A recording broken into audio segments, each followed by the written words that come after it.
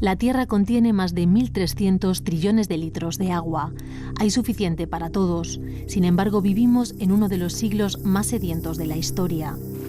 Es la gran paradoja de nuestro planeta azul.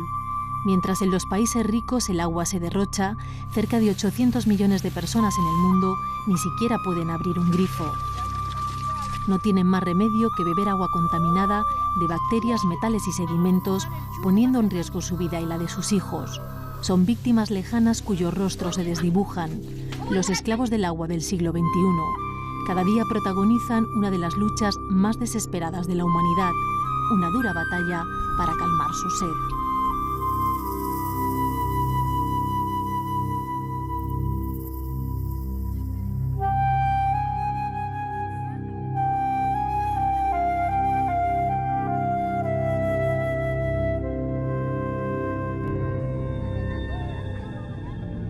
La lucha por el agua sigue teniendo rostro de niña.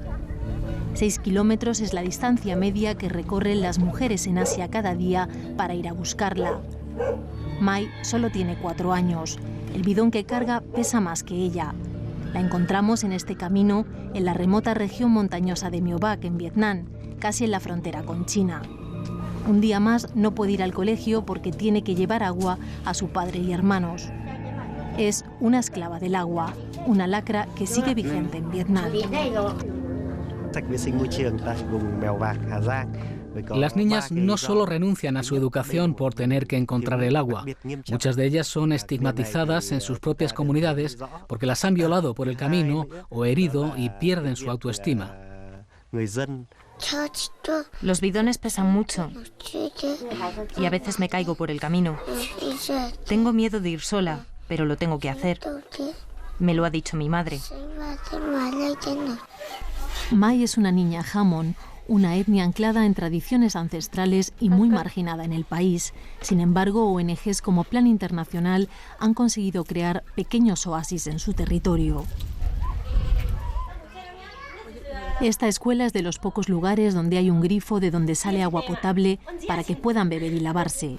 Aquí los niños aprenden un gesto que les puede salvar la vida y que nadie les ha enseñado antes. Lavarse las manos reduce hasta un 50% las diarreas, la segunda causa de muerte entre menores de 5 años. Este lugar se ha convertido en una gota de esperanza donde niñas como Mai dejan unas horas los bidones a cambio de los libros. La vida de las etnias Hmong es muy distinta a la del resto de Vietnam. Cada vietnamita lleva dentro un emprendedor en potencia, según un dicho local, y eso explica que las nuevas generaciones hayan dejado atrás los fantasmas y traumas del pasado. 39 años después del conflicto más importante después de la Segunda Guerra Mundial, Vietnam es el país que más ha crecido económicamente de todo el sudeste asiático. En pocos años ha conseguido llevar agua potable al 80% de la población y mejorar su saneamiento. Hace 20 años la mayor parte de la población practicaba defecación al aire libre, sobre todo en zonas rurales, y en estos últimos 20-30 años tanto el gobierno como la comunidad internacional han hecho un esfuerzo extraordinario y han cambiado radicalmente la situación en el país, pero a pesar de ello pues prácticamente la mitad de la población en Vietnam todavía no tiene acceso adecuado a saneamiento.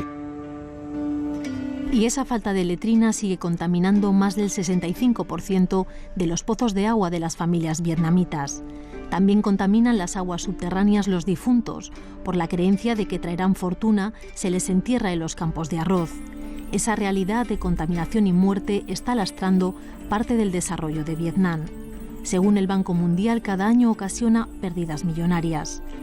Además, el problema de Vietnam, al igual que en otros países en vías de desarrollo, es que aunque se ha invertido mucho en obras hidráulicas que transportan el agua a las casas, sigue estando por debajo de los estándares de calidad. Lo que hay es una desconfianza muy fuerte por parte de la población hacia los abastecedores de agua y hacia el agua que beben. Entonces, incluso cuando tienes abastecimiento de agua potable por parte de una empresa con todas las garantías de que sea potable, etcétera, no la consumen. Los objetivos del milenio establecidos por Naciones Unidas han sido esperanzadores en lo que tiene que ver con el acceso al agua potable. En los últimos 10 años y antes de la fecha prevista, se ha conseguido mejorar en parte las fuentes de agua de 2.000 millones de personas en todo el mundo, pero muy pocas de ellas viven en África.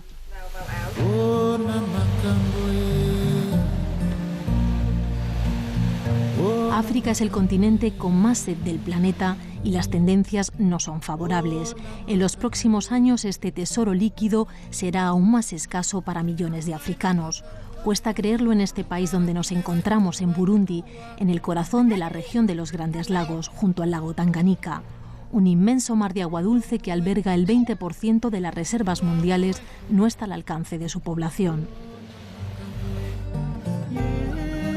Más del 70% de los burundeses viven sin agua potable. Este es un país ahogado en pobreza y que arrastra un pasado de violencia y guerras entre las etnias hutus y tutsis todavía sin superar.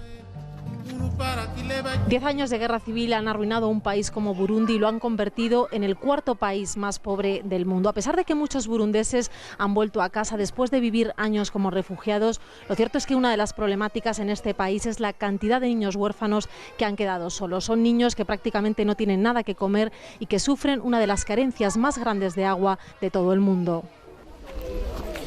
Cientos de refugiados, niños huérfanos, madres solas, familias rotas por la guerra, buscan ahora una nueva oportunidad.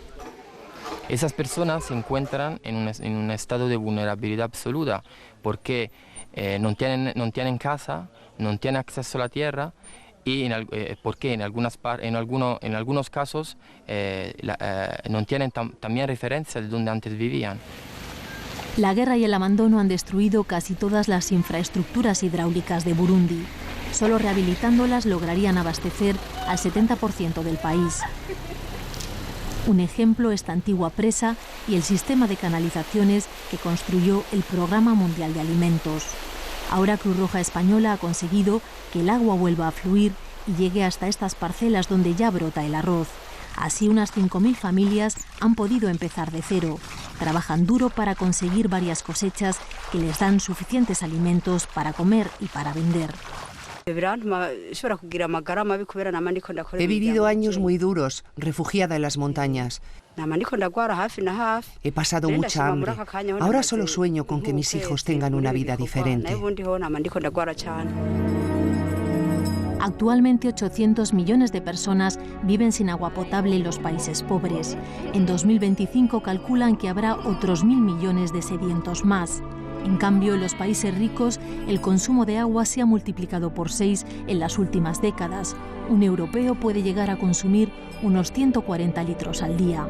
Yo creo que ese mecanismo de una agencia mundial del agua, algo que pusiera un poco de orden y que también, como está la Agencia Internacional de Ingeniería, la Agencia Internacional de la Energía, que esto pusiera un poco esos mecanismos de información, de datos y de reflexión en conjunto para que este mundo pueda ser justo y sobre todo para que hagamos un uso responsable de los recursos naturales, pues es imprescindible.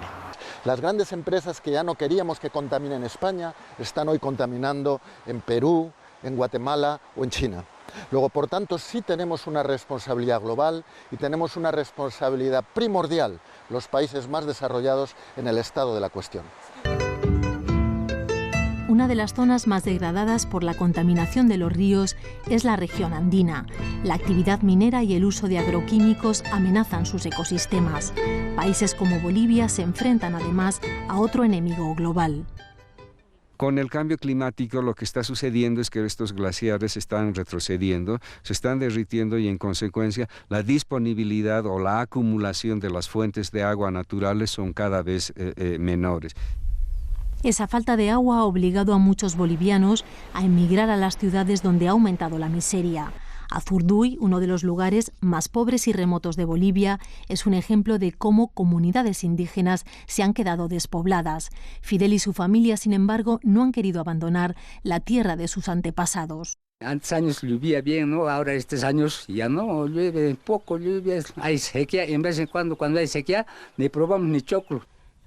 A pesar de sus abundantes recursos naturales, Bolivia sigue siendo uno de los países más pobres de América Latina.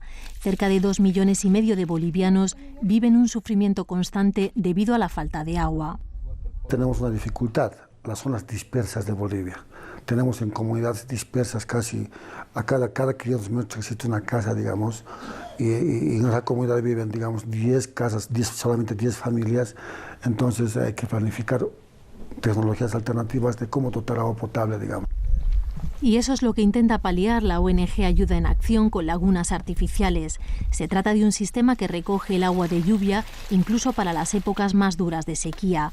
Fidel ya puede cosechar todo el año más variedad de alimentos y, como él, cientos de familias bolivianas desnutridas.